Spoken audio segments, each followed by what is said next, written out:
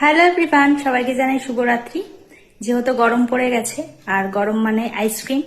সেই ছোটবেলার দিনে ফিরে যাওয়া বলতে পারো।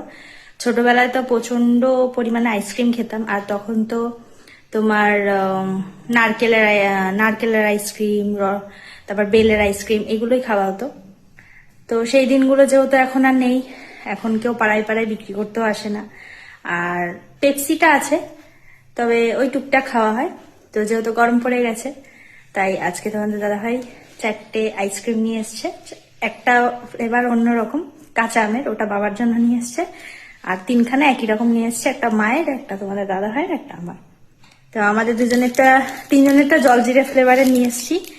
এই তো তোমাদেরকে দেখাচ্ছি কেমন, আর টেস্টটাও কেমন অবশ্যই বলছি। টেনটেন, এই দেখো, এটা হচ্ছে জল জিরে ফ্লেভারের। তো ভালো, টক ঝাল মিষ্টি সবটাই মিলিয়ে বেশ ভালো লাগছে খেতে।